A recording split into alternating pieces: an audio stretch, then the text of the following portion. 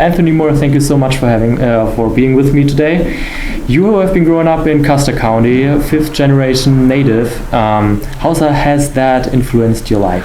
Well, I would tell you, I obviously don't know any different, but I wouldn't change it for anything. My family predated statehood here, and I look at last night, for example, I took my son out to our family farm that we've owned since 1931, and I get emotional. I got emotional with him last night, and talking to him about things that matter, things that I remember my granddad and my dad telling me, and so it's really important to me, obviously. And I think that growing up in Custer County, I had incredible opportunities.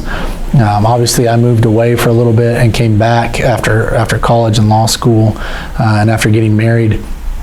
But I came back on purpose to raise my kids here, because I don't think there's a better place in the world to raise a family.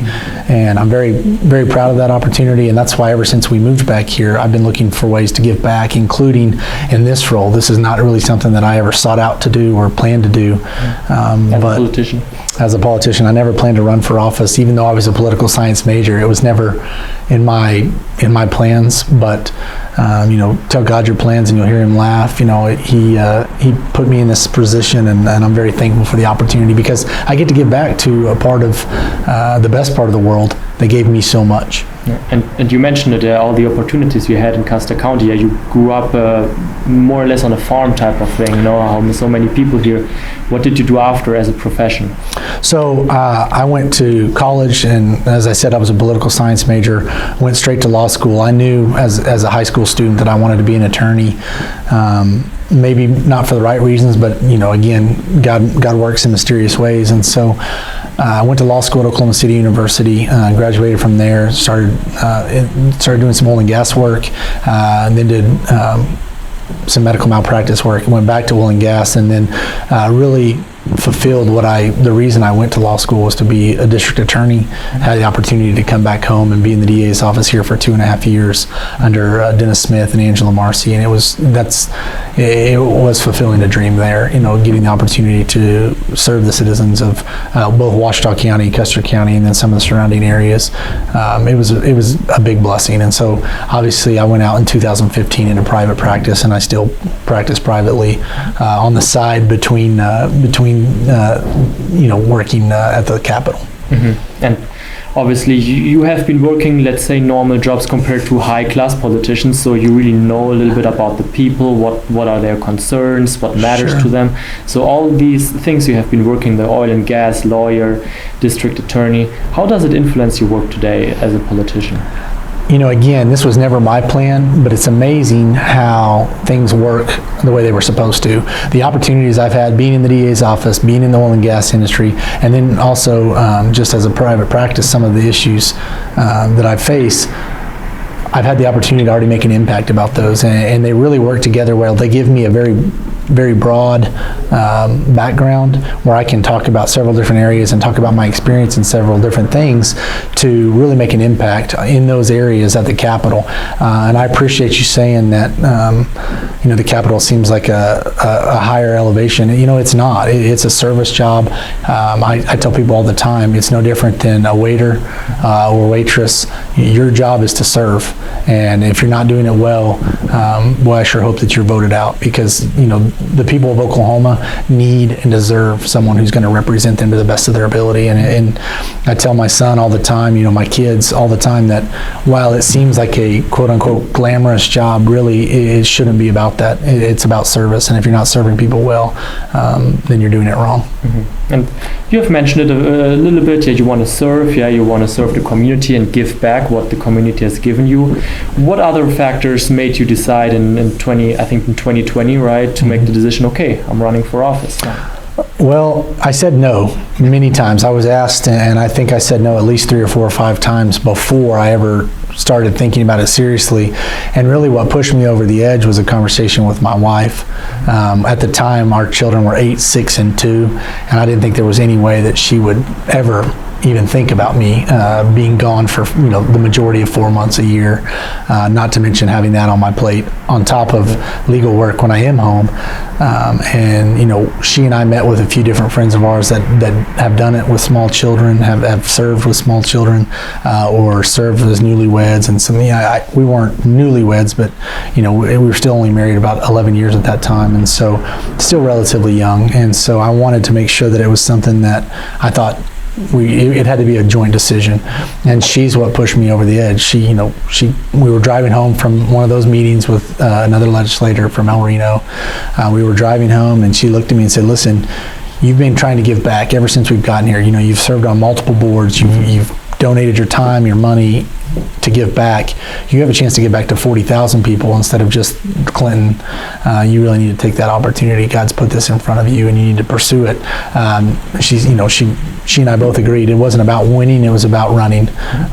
Regardless of the outcome, we were going to do the best of our ability and try to serve. And if the people thought that I was the right decision, then so be it. And if they didn't think so, then so be it. I'll go on and continue to live and find other ways to serve. So it was really incredible. It's been a year now. It's been a very long year. It seems that election was seems like a decade ago right now. But it was an incredible opportunity, and really it was a joint decision because I wouldn't do it without her. Mm-hmm. And are you planning in 2022 to run again?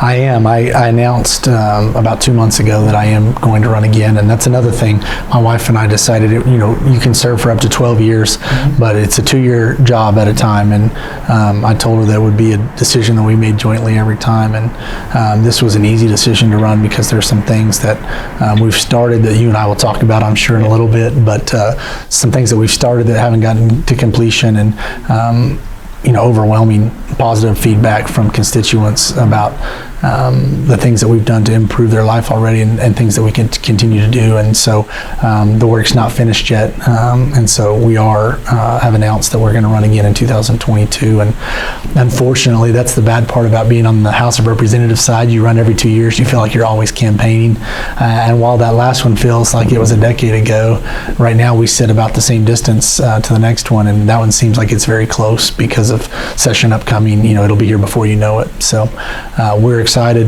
to run, and I say we, my wife and I, are excited to continue to try to serve in this role. Mm-hmm. And you have mentioned it looked like a decade, like this 1 year you have been like a decade. Things are not finished yet, so you had a lot on your plate. And I saw that also on the internet, you drafted a few bills, and some of them even got signatured by the governor eventually. And you sponsored quite a few bills. So what have you done so far in this just 1 year? Sure. And what are you planning to do for this legislative session? So state representatives are limited to 8 bills. You can file as many as you want, but you can actually only run 8 because there's 101 of us. They don't want each of us filing 70 bills and being ridiculous. The floor leader Eccles has a great saying. I think last year there were 3,000 bills filed. He says it every year. There are not 3,000 things that need to be fixed with Oklahoma, and we'll weed out and combine and do some things like that. But last year I was very blessed and fortunate. My background as an attorney helps me very much be able to read and understand the process and hit the ground running. Dr. Butler, former president here, always says that when you go to that building and you get elected for that position, you go to college and major in everything. Because things that I didn't know anything about a year ago, PBMs and water issues and healthcare issues that I'd never even thought of. Now I have to be well versed in and able to represent my constituents in that arena. And so you're drinking from not one fire hose but about 20 at a time. And so but a few things, I was able to either sponsor as the House author, the original author, or present as the one carrying the bill, or co-author being from the Senate, be the principal House author on Senate bills, 15 bills that were signed and went to the governor's desk and were passed, which was the most by far of any freshman, and it's something I'm proud of. None of those bills were something that I went in with the intent to file. It was things that were brought to my attention either by constituents or by other members, issues that they thought that I could address. And so again, I was very honored to have that trust, number one, from the constituents after an overwhelming victory in the election last year, the further confidence to say, hey, I know you can fix this and do it quickly. Some of those issues and some of those that'll come up next year that we'll address here in a minute. But then also, a lot of freshmen don't get the opportunity to be the House author from Senate bills, because senators want someone who is going to be able to carry that through. And quite frankly, a lot of freshmen, it takes a little bit of time to understand how that works. But I think my background as an attorney, being aggressive, not being afraid to speak up, really helped and garnered me a lot of opportunities, and I was very thankful for those. Humbled, quite frankly, to be asked by so many senators to run bills, and even some of my House members. A couple of the bills I ran were Chairman Wallace, who's the chairman of Appropriation and Budgets. He has so many things on his plate. He asked me if I could run a couple, and that was a big honor for me, because he could have gone to anybody, and anybody in the House would have said yes. And the fact that he chose me really mattered to me, and it made me, be very proud of that opportunity. And obviously, you don't want to mess those up, so you make sure and get the chairman's bills handled correctly and well. So it was a credible opportunity, and like I said, 15 bills were passed, and that's more than I thought that I would pass in the first 2 years, much less year one. So I'm pretty excited about that. Yeah, so the standards are pretty high now for the upcoming session, and maybe 20 bills this time. Yeah, no, and I tell people it's not the number of bills that matters, but the quality. And each one of these was high quality and something I could put my stamp on. I'd rather pass no bills than pass 15 bills that aren't good, that aren't in the best interest of my constituents. And so all of these bills are things I can be proud of. So what are a few things you have in mind, like for the upcoming session? Or maybe what things are you already working on? Sure. So obviously I ran an interim study this summer regarding illegal land acquisition, land that's being purchased and used by non-citizens, which is primarily for marijuana grows. And so how we stem that and do it properly, constitutionally, because a lot of people have all sorts of ideas of how to fix that, but most of them are unconstitutional. So I'm trying to make sure that we do it that way. That's one of the things that I'm focused on. Another thing, I've got a few bills that I'll be running regarding water issues, kind of related to that. The Water Resources Board presented at my study and asked me if I'd run a few bills to kind of help them.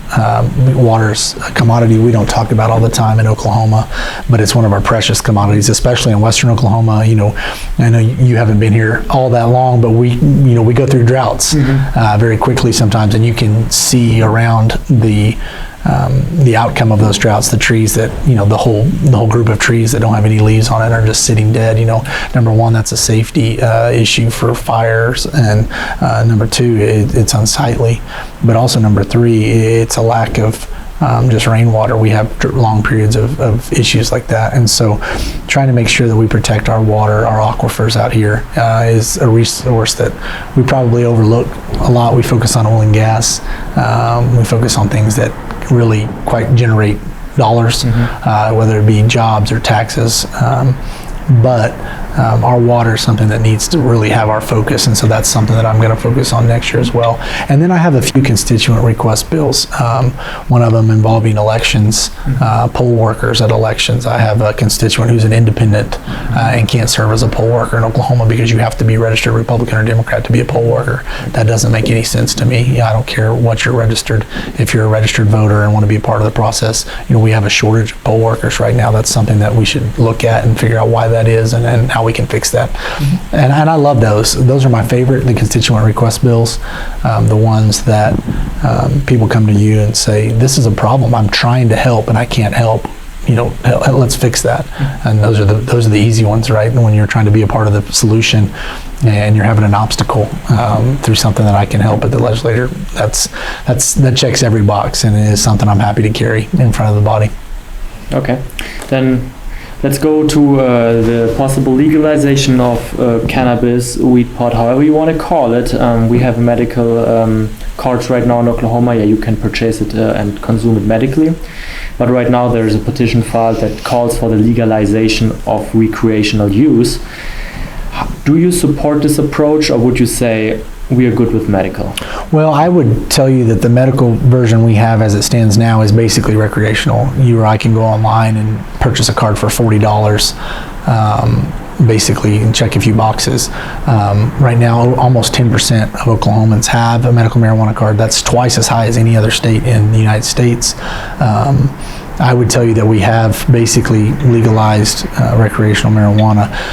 My focus is making sure that it's actually true medical marijuana. I do not want to keep people away from medicine that will help improve their quality of life.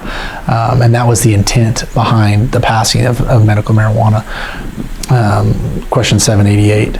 I do think that we have opened Pandora's box a little bit through that. I am not supportive of just complete recreational marijuana. I think that medicinal marijuana is very helpful and is very useful, and something that we need to continue to educate the public about, continue to educate doctors in how to incorporate that, and truly make it a medical program. That's what I hope, and that's what my sincere focus is on, is make it a medical program, and make sure that people have access, patients have access to that medicine. Mm-hmm. And you mentioned that the box of Pandora a little bit, what we have, and you're certainly right in some ways, because we have all those illegal grows right now, also in Custer County. Sure. I've heard that with non-American citizens. It's not me. Thank you for clarifying. What would you say, let's say we go all in recreational right now, in terms of box of Medora, which problems could that create if we have an all-in recreational program? Sure. So we already have, Pandora's box, however you want to say it, whatever, you want to use. The cat's out of the bag, or toothpaste is out of the tube. We're not going to put it back in. But I think if you go to true recreational, right now, 40% of every grow license in the United States is in Oklahoma. I mean, think about that. 4 out of every 10. Right now, we have 19 times the amount of grow facilities as Colorado. We have 10 times the amount of grow facilities as California, and California has 10 times the number of people we do. We are being, we talk about the Oklahoma standard. I don't know if you've heard that. It's something that we talk about all the time, especially nationally. Our standard of being a good neighbor to those around us is very high, and we're doing a very bad job of that right now. Law enforcement agencies from around the United States are having to focus on, hey, what do we do with Oklahoma? This is a problem, and that's not where Oklahoma wants to be. We don't want to be the leaders of problems. We want to be the leaders of solutions and the leaders of fixes.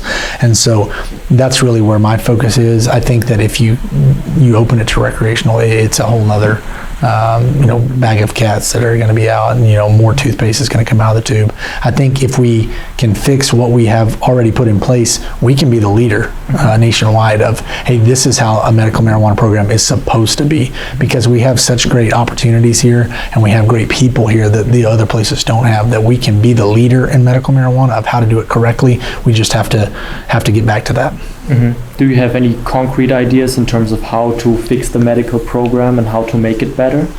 There are several different ideas running around right now. Some of them mine, some of them my colleagues. Obviously, there are a few legislators who have really led the charge in medical marijuana. Floor Leader Eccles, Representative Fettgatter, and others. I'm following their lead because, again, when you're trying to major in everything, you need to let the people that have been in the fight and understand that the problem's the deepest really have that focus. And so I'm trying to support them as best I can. I have constituents and advocates here that I talk to in Custer County of, hey, here are the problems that we're facing on a weekly and day-to-day basis. Here's what we need from you. And I'm trying to be their voice as well in this process. And they know that as long as I'm working with Eccles and Fettgatter and the others that have focused on that their voice will be heard through those. And so there are a number of different possible scenarios we've dealt with, but we're trying to do it in a way that it doesn't limit the opportunities for Oklahomans that want to go into that business. Now, I would tell you right now, about everybody who wants to has been in it, but we want it to be sustainable. The people that the illegal grows hurt the most are the Oklahomans that are trying to do it the right way, that are following the rules, that are getting the licenses, that are paying the fees, that are paying the testing, and then those around them aren't, undercutting their prices, undercutting their market, and they're the ones who are getting hurt the most. And I don't want to see those local small businesses go under. I want to try to support them. I actually know an American farmer who's doing the exact thing right now. He got a little bit bankrupt type of thing with his usual farming, thought he can grow pot. but there's too much pot out there, not enough demand, Correct. so to speak. And Right. I also know, like, it's very easy to, because you said it's kind of like a recreational thing already. It's kind of legalized, because you literally go to a doctor and say, yeah, I have sleeping problems, I have this or that, and he says, yeah, okay, you get a medical card now. Yeah. Is that maybe something that needs to be fixed, that you actually have to visit the doctor not only via telemedicine, but also in person and really like check, okay, is that really a condition where he needs that? Well, and I think I think you may be onto something there. It is something that's been talked about. The other thing that I'm concerned is there are definitely issues that marijuana can address and fix, but there are also, we need to understand the science better. And I'm talking about myself here. I don't understand the science of it. Is this the best medicine? Just because it is a possible, sometimes you can take, an Advil and fix a problem, but is that the best problem? Is it creating more problems? Is it masking the problem? And so learning about it from a medicinal side, getting more doctors involved, getting more people that understand the science of it and say, is this the best way to, is this the best treatment for that? Because I do think, quite frankly, people that are using marijuana versus opioids is phenomenal, because it doesn't have that addictive trait. It's not going to. Now, I do disagree that you can't overdose on marijuana. It's scientifically proven that can happen, but the rate of overdose of opioids is dramatically higher, and so protecting Oklahomans from those opioids through medicinal marijuana is a great opportunity. We need to continue to explore those, but I don't think medicinal marijuana is the end-all be-all for all problems. If it's not sleeping, is there other things that we can do to address that? Is that the best, least restrictive alternative? And so I think we need to continue to grow, and I think that's an education issue for myself included. Mm-hmm. Okay, then let's go to the redistricting that we just had. Your house, District 57, almost changed completely overnight, more or less, and really switched from having parts of Canadian County, and now it's kind of starting right at Weatherford. Yep. You're losing Elk City, or at least the northern part of Elk City. What other changes have been made in your house, District 57, and how do you personally feel about it? Sure. So you're right. The majority of people remain the same. Obviously, Custer County has about 27,000 out of the 39,000, but we lose our 12,000 friends and neighbors on the east side, Hydro, Gary, Calumet, and the rural areas around them, and flip completely to the west side. All of Roger Mills County, and then the west half of Beckham County, including Eric and Sayre. And so it is a change. Obviously, anytime change happens, it can be uncomfortable, because I have relationships in Gary and I have relationships in Hydro and Calumet that I'm going to miss. Mm-hmm. I've enjoyed serving those people. I've enjoyed working and getting to know the people in the school systems and the people in the city, city level. And so there is some change. I don't want to say discomfort in a bad way, but anxiety about what the new issues will be, because each town, each city, each county has their own issues, and I'm not aware of those issues yet. And so again, you're going back to school. You're trying to figure out, okay, how do I need to serve? Because the needs of Roger Mills County or the needs of Western Beckham County are going to be different than Custer County in some ways. So are they in conflict? Do they mesh? Can I go the same way, or are they completely unique? Where the issues in Roger Mills County are things I need to deal with that Custer County really doesn't care either way about. And so last night was my first opportunity to go to an event in Roger Mills County, start meeting people, getting to know about some of the issues, and and the ones I heard about last night are very similar to the ones I hear here. It's not that far away, but it is. You're going to a whole new frontier. You're exploring a new area that, while I do know a few people, there are lots that I haven't met yet, and a lot of new doors to knock, a lot of miles between those, because I think we're at something like 2,700 square miles now, and so it's a large area, and so there's going to be a lot more miles on the truck than the 20,000 I put on this year already, especially if we have a campaign next year, knocking doors and meeting people and seeing how I can serve them, because it's something that the average voter doesn't really pay attention to.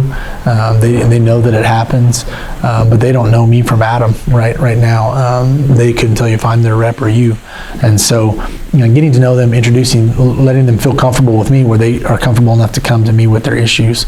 And then there's this weird transition period, right, where so that we go in next week in a special session to vote on the new districts, but they're not changed until next year. And so you've got this year of, okay, who's my rep, who's not, who do I call if I have an issue, and so there has to be a little grace given to constituents. And obviously reps need to work together to make sure that, it's not a territorial issue. It's hey, let's both try to serve this person for this year, and then we'll go on, and, the new boundary lines will take into effect next November. Yeah, and I'm pretty sure it's not easy. You have those two different districts type of thing, ranging from western part of Oklahoma City right to the Texas border, pretty much. Right. Yeah? So that's... Well, the needs are very different because some of those issues in Calumet, being that close to Oklahoma City, are very different than Cheyenne, who, is almost 3 hours, 2.5 hours from Oklahoma City. Their needs and their concerns are very different. And so it's just a matter of quickly familiarizing yourself with each other to where their needs, they know who you are and what you stand for, and the integrity you have, to where they feel comfortable coming to you with those needs. Because if you can help them, but they're not comfortable coming to you, it doesn't do any good. And so, trying to do everything you can to make that process go very quickly, to make sure that they feel comfortable coming to you with those issues, and know that, hey, I might not be from Roger Mills County, but I will fight for you just like I'm from there. And whenever there's redistricting, obviously, wherever in the country, it's always the same thing, kind of, and then people start arguing, politicians or parties just try to kind of make it easier for the own represented party to win the next election. Sure. What makes you confident that this wasn't the case with this redistricting? Well, you're not saying the ugly G word, and I appreciate it. That gerrymandering word. People love to throw that out, regardless of what happens. The thing I love about this is all 101 representatives still live in their district, regardless of what party they were. Nobody was drawn out of their district. I will tell you that the thing that I think this election or this redistricting plan has over all the others is the amount of public input. We had an unprecedented number of public events throughout the state, one in every region, to make sure people could come and be heard. We gave people the opportunity to draw their own map. You could get on and draw your own map and submit it. And the interesting thing about that is there were a lot of maps, there were a lot of map submissions, and some of those public map submissions were incorporated into the final account. I'm very proud of Representative Martinez, who led our redistricting, Senator Paxton, who led the Senate side. I think they worked together really well to make sure that what was best for Oklahoma was put forward, and I have no doubt that it will uphold any scrutiny in the court system.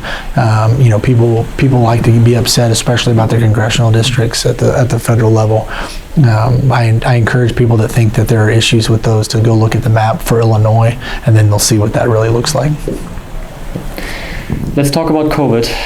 And we have to, unfortunately. It's still not over. It's going on for almost 2 years now, and there were so many different approaches made by foreign country leaders, by state governors, by the president, former and current president. Oklahoma was more like a little bit more relaxed in terms of restrictions and everything. How was it for you? You were at least partly in that time a little bit of involved in politics. Sure.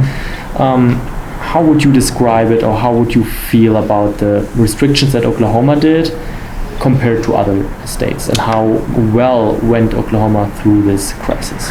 Well, I'll tell you, it was very interesting because I announced that I was going to run for office in the end of August, September, of 19, and then the world changed before my actual, filing. And I have had a lot of friends tell me, who would ever want to be in politics right now? And I remind them that I volunteered to jump in before the world changed.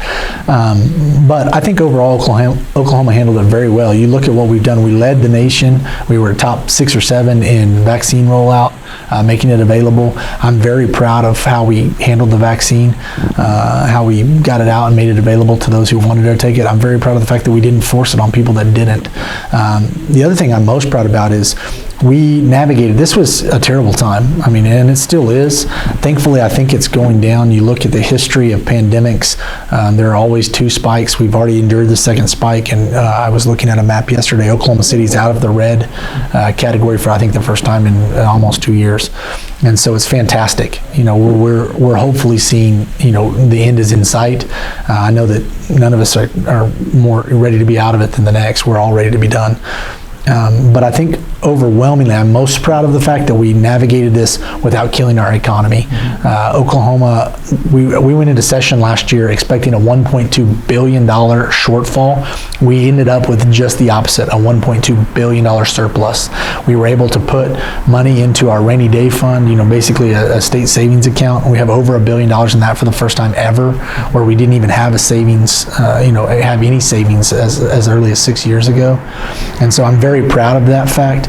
More than that, the state treasurer just came out with a new report 2 days ago that said our projections are being exceeded by 13.9% this year, and we've really put ourselves in a position. We all know the federal government has been sending out quite a bit of money, and inflation's uptick. The way we were able to survive as a state and keep our economy open, I really think that our leadership gets a big pat on the back for that, because it made it to where when we I say that we are open, but when we're out of the pandemic, when we're fully reopened, we are going to be in a much better position than a lot of other states. And that's why you see so many people from the West Coast and the East Coast looking to come here, because they can come here and have a business now and have something to reopen.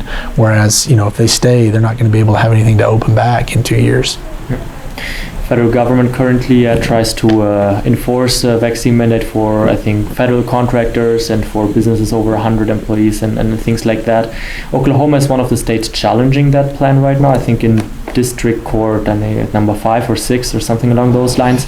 Do you support those efforts?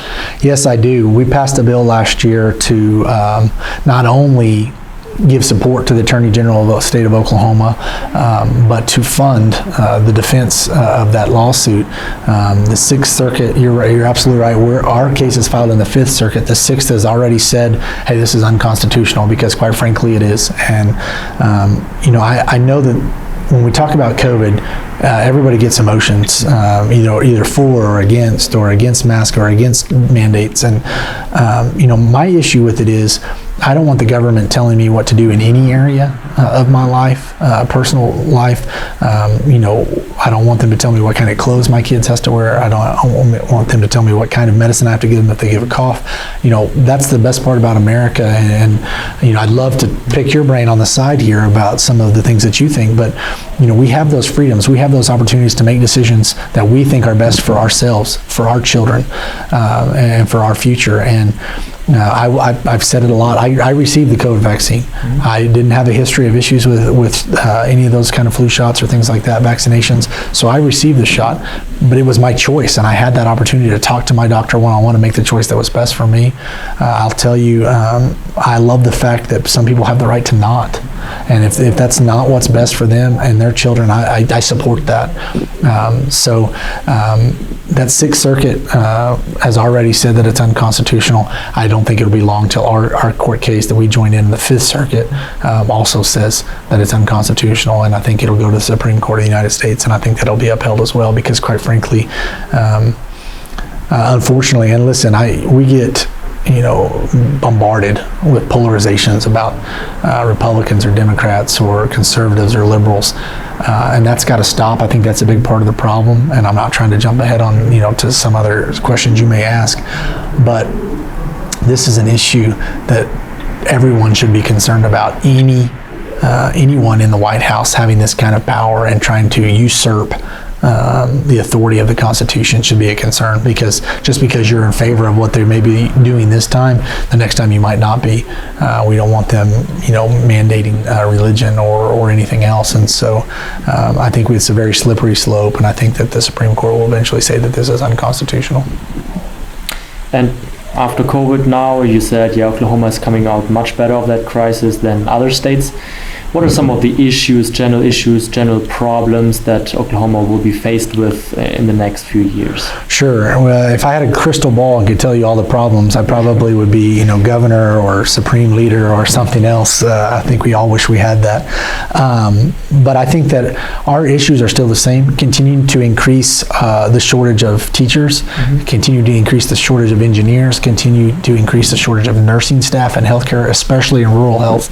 We all know how instrumental Southwestern is to that process. We're continuing to lead the state in putting out the best teachers in the state. We have a great engineering tech program, and our pharmacy program and rural healthcare is second to none. We're about to expand on that with some new opportunities, thanks to the Hodges, and what we plan to do through that. I think the ARPA dollars that are coming out will be instrumental in making sure that we continue to take care of rural Oklahoma, because as the population, the reason my district changed so much is because of the census. As Oklahoma kind of continues to migrate more to an Oklahoma City suburb, metro area, and a Tulsa metro area, we have to remember that there's still a large part of the state that lives in rural Oklahoma, and they deserve a good quality of life and access to health care. And I think that those are going to continue to be our issues: good education, good health care, and good job opportunities. And so we, none of those three are in a vacuum. I think they all go together. If you have good teaching, you're going to have good job opportunities. If you have good job opportunities, you're going to have good health care. I think those three all go together, and infrastructure is a big part of that.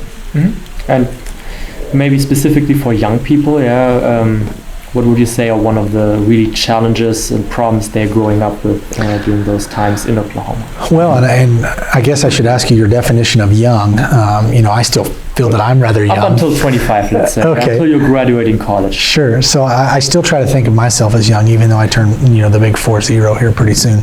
But I will tell you that I try very hard to listen to those people in those positions, because I think you're better suited to tell me what problems you're facing than I am telling you what problems you're facing.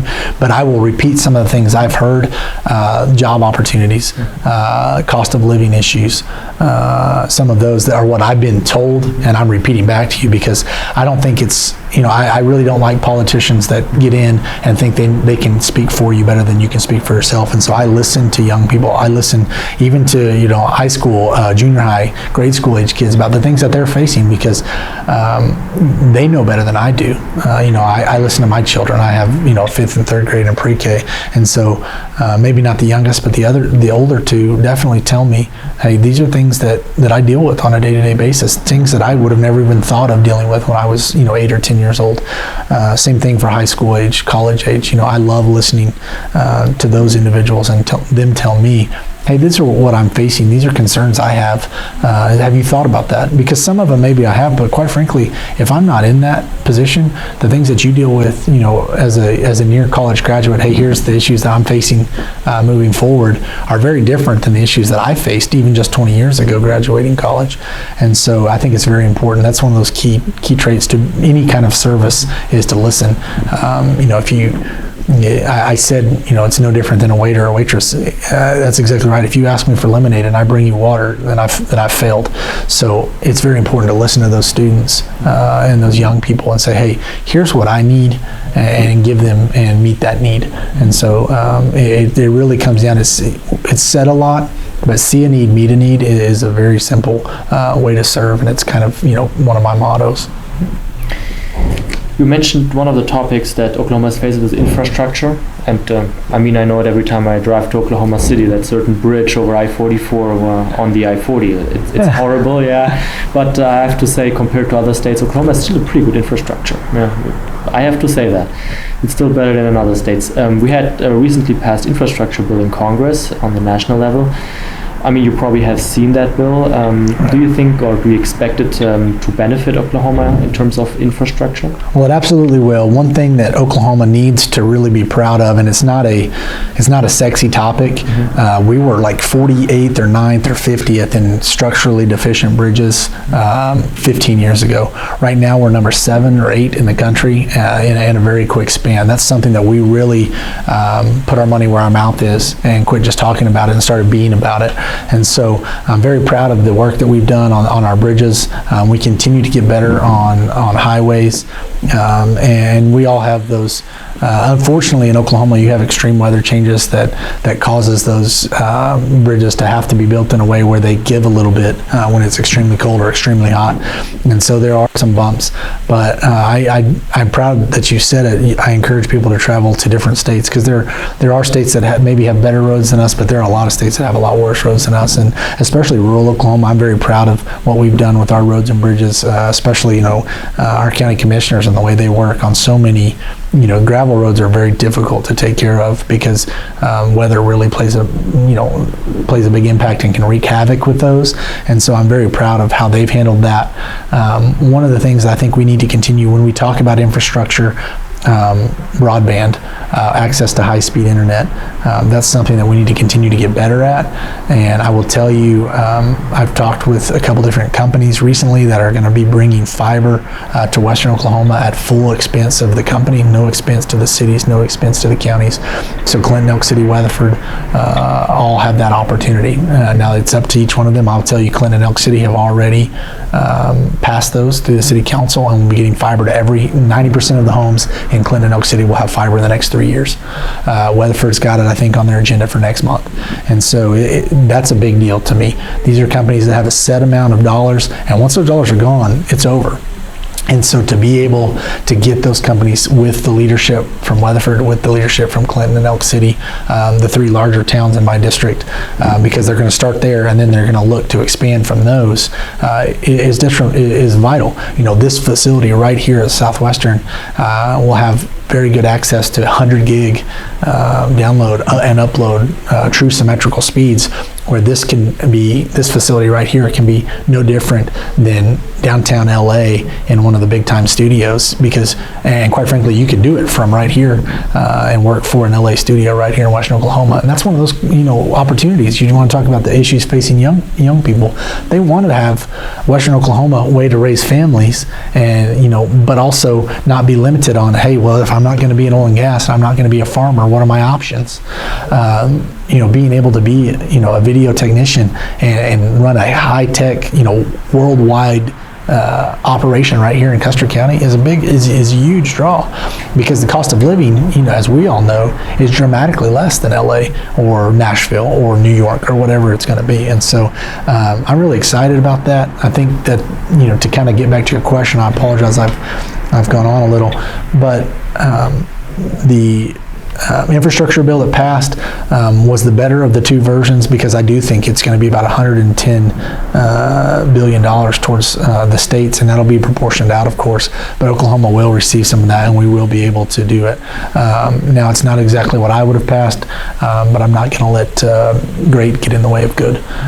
So we're going to take that, it's passed now, and we're going to try to use it the best we can to really make an impact for Oklahoma, and again, prepare us for the future and put us ahead moving forward. And then last question, you also already mentioned it, we have a very high polarization in this country, and sometimes it's getting a little bit in the way of actually getting things done.